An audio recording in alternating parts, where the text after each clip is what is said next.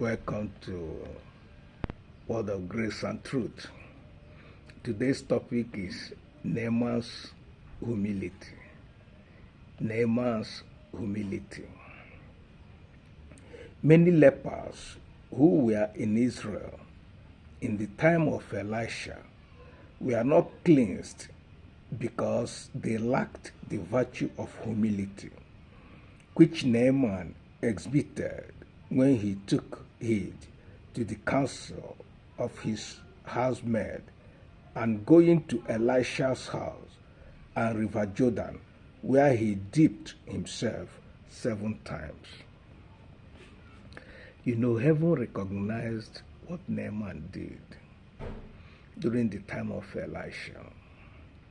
That was why when Jesus manifested in the flesh, he asked Israel, were there no lepers in Israel when Elisha hid Naaman, a man from Syria?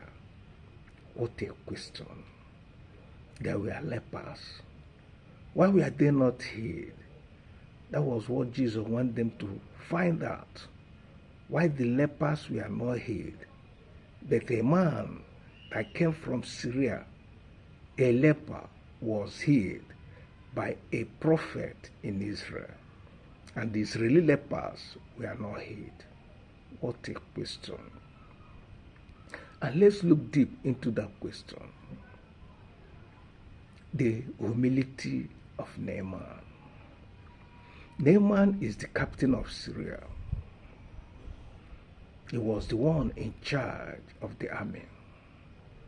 And they conquered Israel. They defeated Israel in a war.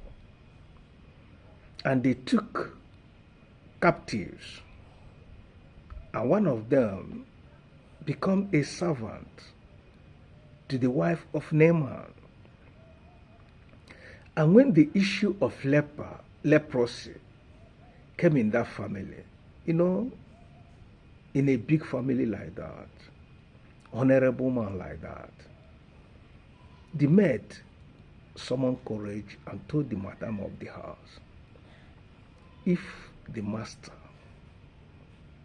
if Naaman the captain, can go to Israel, there is a prophet in Israel, he will heal him of his leprosy. And the wife discussed it in the family. And one of the aides of Naaman told him, this is what this girl has said.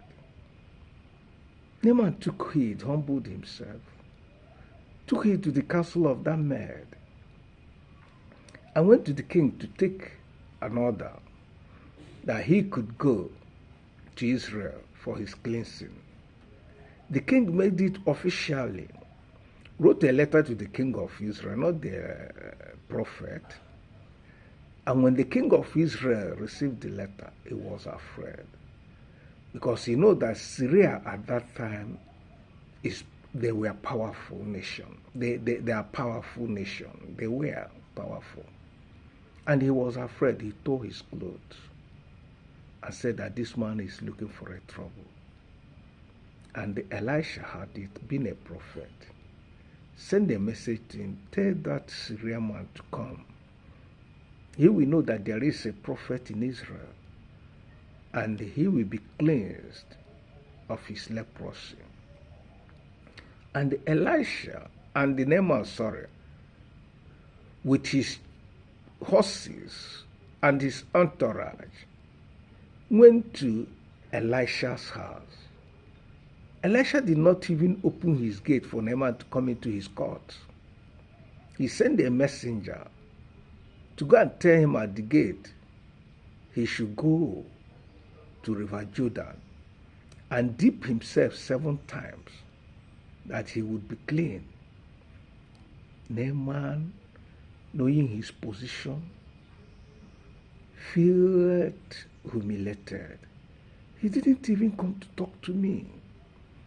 He didn't even come to give me a handshake or touch my body.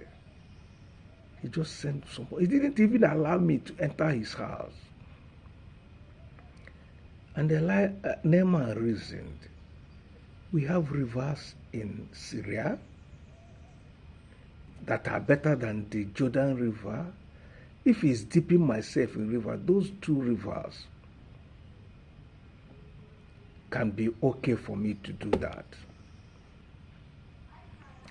But one of his servants told him, as me he asks you to do other things, won't you do it? He humbled himself again. Without anybody from Israel accompany him, he went with the people that escorted him from his hometown, his home country, and he went to Jordan. He dipped himself once, twice, until the seventh one. And when he came up on the seventh one, his body was clean and fresh like a little child body. What can we say in the midst of this? You see, a man that lacks humility cannot live by faith.